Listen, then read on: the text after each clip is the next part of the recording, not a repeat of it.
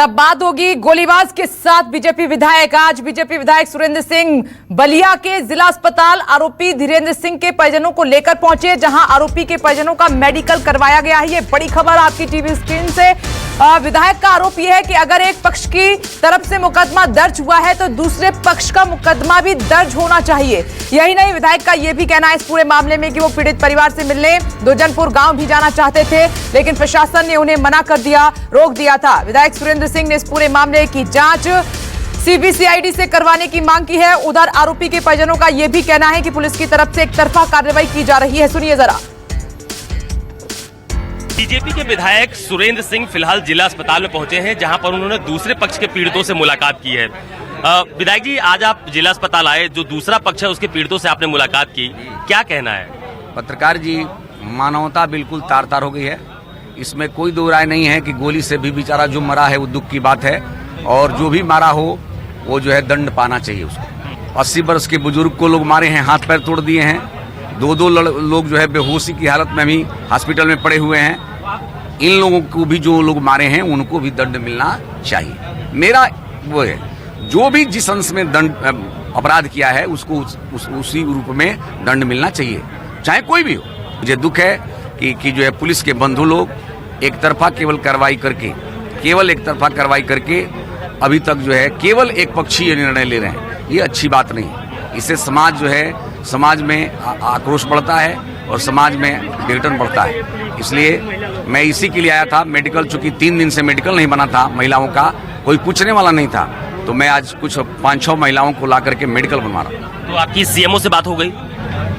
बात सीएमओ साहब ने और सब लोग अधिकारियों ने बोल दिया मेडिकल बन रहा है, मेडिकल हो रहा है। हाँ जी। आपका मतलब ये है कि दूसरे पक्ष की तरफ से भी मुकदमा लिखा जाए? बिल्कुल लिखा जाना चाहिए। विधायक जी, मुझे ये बताइए कि जो पहला पक्ष है जिसके परिवार में एक व्यक्ति की मृत्यु हुई है, उनसे भी आपकी मुलाकात हुई या बात हुई? वहाँ जो है प्रशासन चूंकि हमको जाने नहीं दिया, नहीं तो मैं गया होता। मुझे कहीं भी जाने में कोई दिक्कत नहीं है, लेकिन प्रशासन के भी अपने सामूहिक निर्णय को मानना पड़ता है, तो इसलिए मैं नहीं गया। अच्छा, ये बताइए मुझे कि आप लगातार दूसरे पक्ष की बात कर रहे हैं, मैं भी यहाँ पे कई दिन से बलिया में हूँ। सरकार के लेवल पर आपसे कोई बातचीत हुई? मुख्यमंत्री से कोई बातचीत हुई? जो जहाँ जैसे बताना है उस हम बता दिया गया है। अब रही बात की, जो भी उचित समय पर जो कार्रवाई होना है होगा। मतलब आप ये चाहते? मेडिकल ही नहीं बना था। हाँ। तो इसमें किसकी लापरवाही? इतने दिन हो गए मेडिकल नहीं हुआ। पुलिस की लापरवाही। मतलब पूरी तरह से पुलिस जिम्मेदार है? बिल्कुल। अच्छा, ये जो घटना घटित हुई उस गांव में, उसके लिए किसको जिम्मेदार आप मानते हैं? देखिए, वो तो कैजुअलिटी है।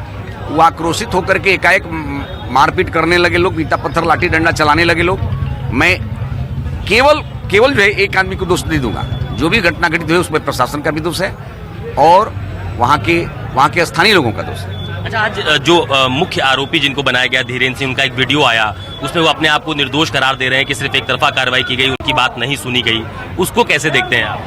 अब देखिए, मैं चूंकि हर चीज को जानता नहीं हूँ, न देखा हूँ, तो उस स्थिति में मैं कुछ कहने के लायक नहीं हूँ। क्या जायज है क्या नाजायज है, हम लोग क्या करेंगे, लेकिन सवाल ये है कि जो भी होगा, जो संविधान करना चाहेगा करेगा।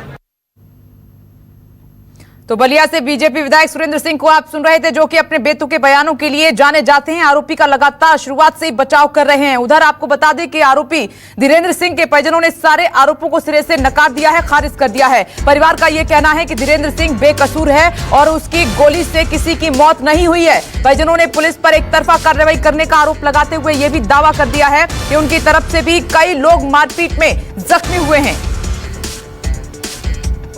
बलिया में जो घटना घटित हुई उसमें अब दूसरा पक्ष भी अपना मेडिकल कराने के लिए जिला हॉस्पिटल पहुंचा है। धीरेन्द्र सिंह की मां है, वो हमारे साथ मौजूद हैं। अम्मा, क्या नाम है आपका? कांति सिंह। अम्मा, ये बताइए कि आज आप लोग जिला अस्पताल में आए हैं, क्या कहना है, कहाँ चोट लगी आपको? हम सब बता देनी है, तो हम मेडिकल भइल है। चोट लगी है आपको? बहुत चोटबा, बहुत चोटबा, पीठ पर, बाह पर, सब पर। किसने मारा? हम गिर गया। वो जो है अरे कृष्णा जादव का लड़का एक था, तो हम चिन्हे 2 ही आदमी, हम गिर गए, तब से हम नहीं पहचाने। एक चनारमा का भाई था और एक गोड़ उसमें है, एक मुना दूसरा आदमी है। हम जिसको देखे हैं उसको हम बता रहे हैं, और हम देखे नहीं, हम गिर गए। इसके बाद हमको नहीं समझ में आया कि कौन मारता है। डंटा पीठ पर गिरता है, बाह पर गिरता है, और हम उसी में लड़का लोग को देख कर हम बेसहुर हो गए हैं। आपका क्या नाम है? हमारा नवासा है। आप परिवार में क्या संबंध रखती हैं? अब डब्लू की भाभी है, बड़ी भाभी, उनके बड़े भाई की पत्नी है। तो आज आप यहाँ जिला अस्पताल के लिए आए हैं, मेडिकल करवाने के लिए आए हैं। 3 दिन हो गए, मेडिकल नहीं हुआ है। अभी तक हम लोगों का मेडिकल नहीं हुआ है। पुलिस प्रशासन जो है कृष्णा यादव के साथ मिली हुई है। पुलिस प्रशासन चाहे वो एसओ हो, एसडीएम हो या डीएम हो, जो भी है उसके साथ मिली हुई है। हमारे घर की ईंट से ईंट बजा दी गई है। मतलब आप चल के हमारे घर पे देखिए, कुछ भी अगर सही होगा तो आप कहिए कि हाँ ये झूठ बोल रही है। कुछ भी चीज सही नहीं है, एक भी न बर्तन, न कपड़ा, न लता। बिना महिला पुलिस को महिलाओं को गिरफ्तार किया बिना महिला पुलिस के रात को 9:30 बजे डब्लू की पत्नी को और डब्लू की बहन को ये सीओ लेकर उठाकर, और इतनी गंदी गंदी गालियां दे रहा था। उसके साथ कृष्ण कुमार प्रधान भी था। क्या किया है आप कृष्ण कुमार प्रधान का? कुछ किए हैं आप लोग? कुछ नहीं किए हैं। सब लोग कह रहे हैं कि उसी के साथ अन्याय हुआ है। जिसके साथ अन्याय हुआ है उसको भी तो न्याय मिलना चाहिए। केवल विधायक जी हमारे साथ है, उसके अलावा कोई नेता नहीं है। प्रशासन पैसे पर टिक गए हैं। लोगों के साथ कोई नहीं। हमारे यही से शुरुआत हुई कि वहाँ हाथ उठाने वाला पब्लिक का था।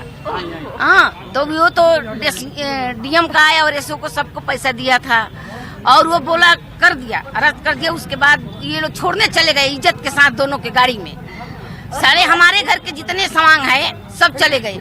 उसके बाद हमारे ससुर जी का कॉलर पकड़ के उसकी चाल चला दिया कृष्णा प्रधान। हम लोग छापे। उसके बाद दौरे दौरे आने में वो लोग सब कुछ इंतजाम रखे थे, कांटा से लेके मिट्टी में। आप अभी भी जाके जा सकते हैं, देख सकते हैं। उसके बाद हम लोग को मानने लगा, ये सब काला काला हो गया। तब ये लोग दौड़ के आए, इन लोग के हाथ में कुछ नहीं था, फिर मार के चले गए सब। उन्हीं लोग कांटा के फायरिंग चलाए हैं। तो आरोपी के परिजनों को आप सुन रहे थे। साफ तौर पर कहना है कि धीरेन्द्र सिंह बेकसूर है और धीरेन्द्र ने अपनी सफाई भी दी है, लेकिन पीड़ित परिवार का सीधा आरोप है कि धीरेन्द्र ने ही शख्स को मारा है, युवक को मारा है। एक तरफ पुलिस, एक तरफ विधायक और दूसरी तरफ ये दोनों परिवार। ज्यादा जानकारी के लिए सीधे रुक कर लेते हैं मेरे सहयोगी अशोक तिवारी, जो कि ग्राउंड जीरो पर लगातार इस खबर को ट्रैक कर रहे हैं। अशोक, मैं आपके पास आ रही हूं। एमएलए से आपने बात की है, जो लगातार आरोपी के पक्ष में खड़े हैं, बेतुके बयान भी देते हैं। दूसरी तरफ आपने जो आरोपी का परिवार है उससे भी बातचीत की है, जो पीड़ित परिवार है उससे भी बातचीत की है। अब इस पूरे मामले में क्या कुछ सामने निकल कर आ रहा है और पुलिस किस तरीके से आगे बढ़ रही है?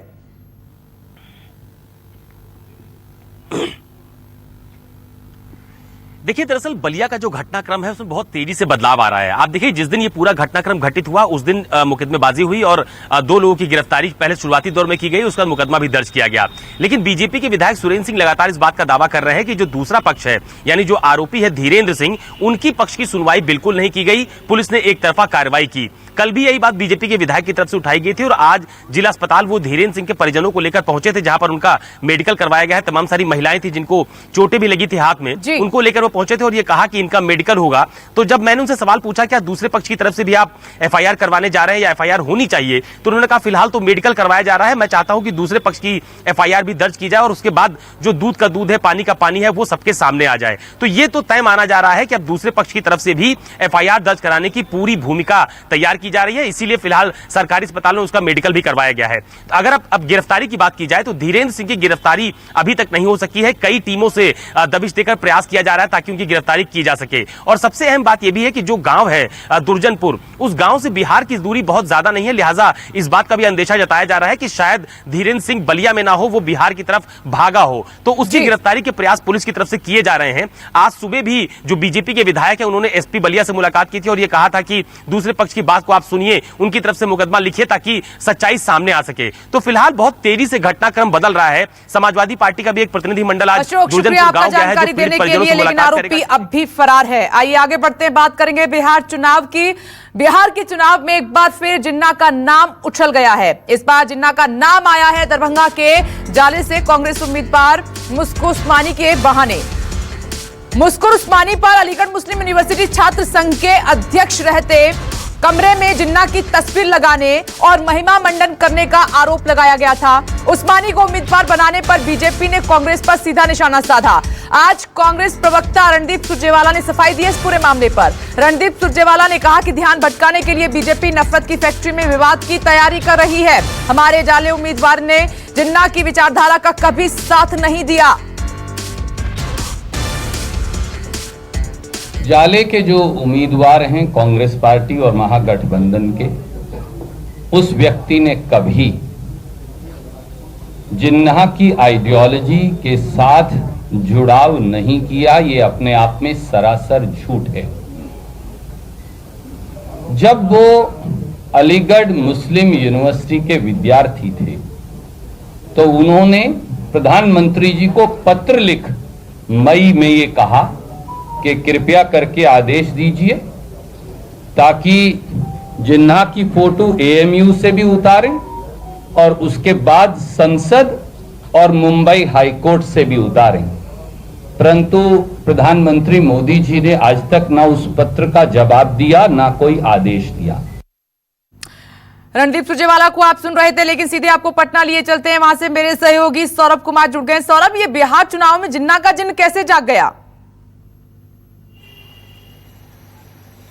जी बिल्कुल, जब जाले उम्मीदवार के रूप में उस्मान का नाम आया, उसके बाद जब उनके बैकग्राउंड खंगाले गए तो पता चला कि अलीगढ़ में जब वह पढ़ाई करते थे तब जिन्ना का उन्होंने फोटो अपने कमरे में लगाया था और उसी समय उन्होंने महिमा मंडित करने का काम किया था। उस समय उन पर मुकदमा भी दर्ज हुआ था और अभी वह जमानत पर हैं। इसकी ये बातें आने के बाद जो सारे दल थे वह लगातार कांग्रेस उम्मीदवार पर हमला करने लगे। लेकिन आज जिस तरीके से कांग्रेस का जो बयान आया है, ऐसा लगता है कि कांग्रेस जाले उम्मीदवार को लेकर दो भागों में बट गई है। रणदीप सुरजेवाला जो है वह उसका खंडन कर रहे हैं, वह कह रहे हैं कि जो मेरा उम्मीदवार है उसका जिन्ना से कोई लेना देना नहीं है, वह जिन्ना का विरोधी है और जिन्ना की तस्वीर हटाने के लिए उन्होंने प्रधानमंत्री को एक लेटर भी लिखा था। लेकिन जो दूसरे नेता हैं, जो बीजेपी, जो कांग्रेस के नेता हैं, जो बिहार के नेता हैं, उनका कहना है कि कहीं ना कहीं यह मामला बेहद गंभीर है